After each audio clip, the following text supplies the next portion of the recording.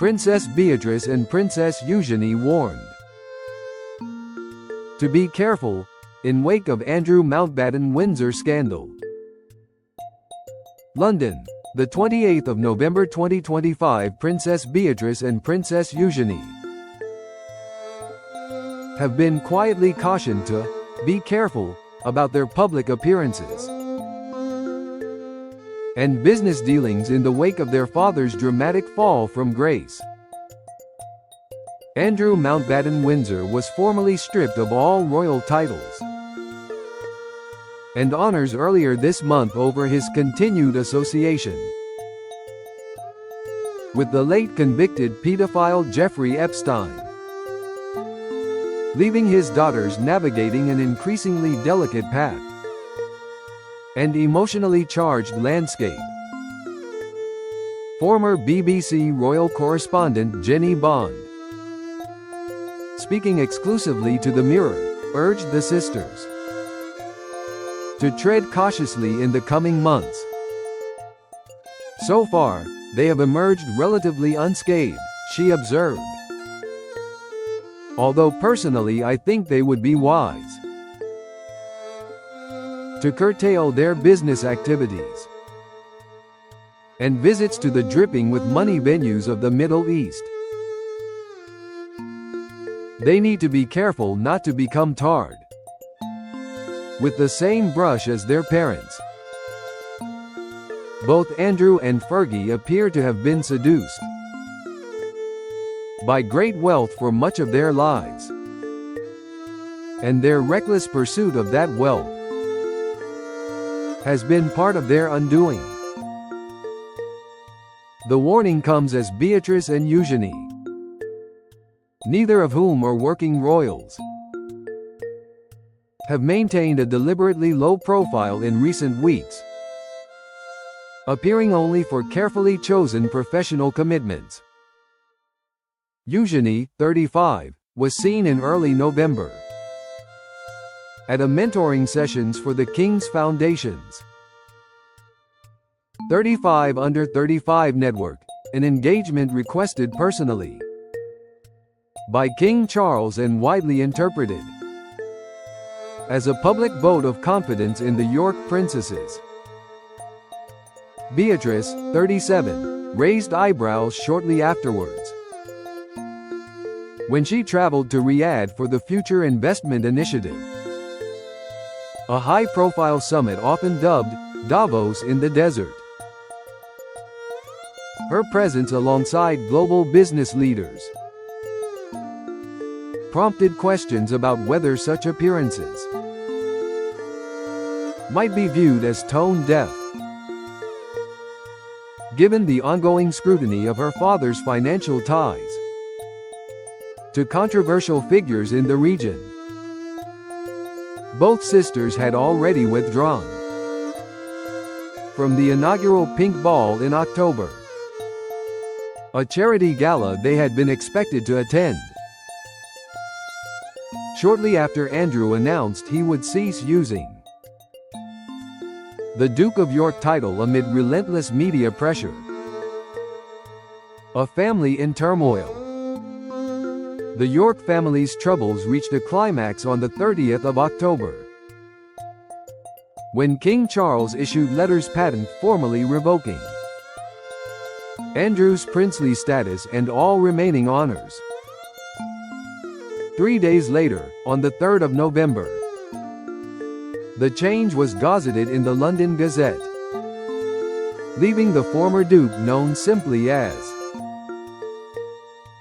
Andrew Mountbatten Windsor, a civilian for the first time in his 65 years. Sarah Ferguson, who had retained the courtesy title Duchess of York after their 1996 divorce, also relinquished it in solidarity. The couple now face eviction from Royal Lodge, their 30-room Windsor home of 2 decades, with Andrew expected to relocate to a more modest property. on the Sandringham estate and Sarah seeking separate accommodation. For Beatrice and Eugenie, the emotional toll is immense. Jenny Bond sympathized. It must be incredibly tough to see your parents so publicly humiliated and evicted from their home. Beatrice and Eugenie must have deeply divided loyalties. She described the situation as an ongoing dilemma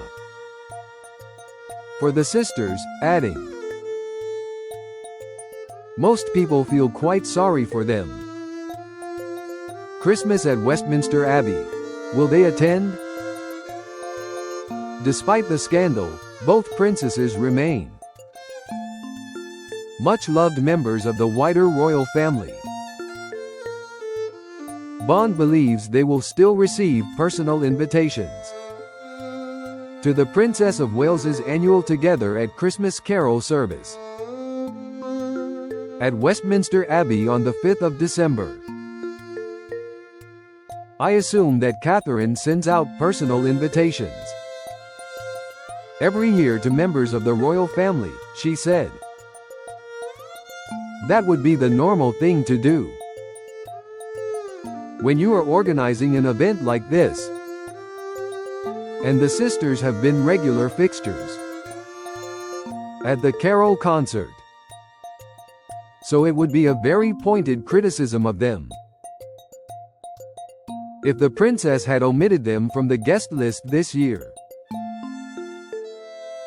The service, now in its 5th year and supported by the Royal Foundation, will welcome 1,600 guests from across the UK to recognize individuals who have supported others in their communities. Organizers promise a blend of traditional carols and modern elements to be inclusive of all faiths and none.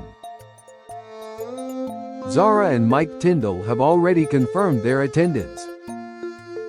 And Bond noted, adding,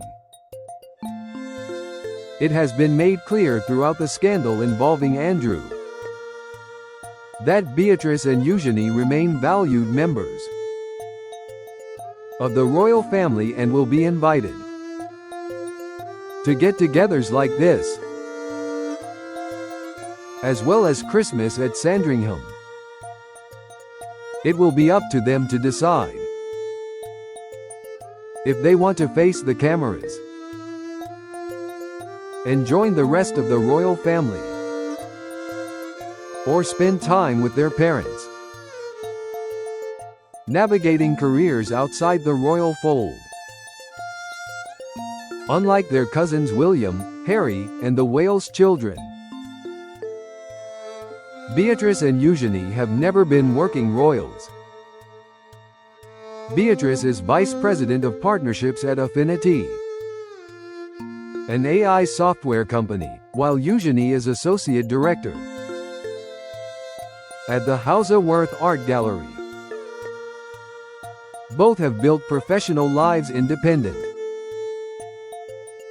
of taxpayer-funded duties. Yet their every move is still scrutinized through the lens of their father's disgrace. Recent months have seen them walking a tightrope. Eugenie's appearance for the King's Foundation was widely praised as a graceful acceptance of Charles's olive branch, while Beatrice's Saudi trip drew criticism for its timing and optics. Bond's advice reflects a broader sentiment. Among royal watchers, the sisters must distance themselves from the wealth-chasing image that has dogged their parents, if they are to preserve their own reputations. A family divided by loyalty. At the heart of the dilemma is love. Beatrice and Eugenie have remained fiercely loyal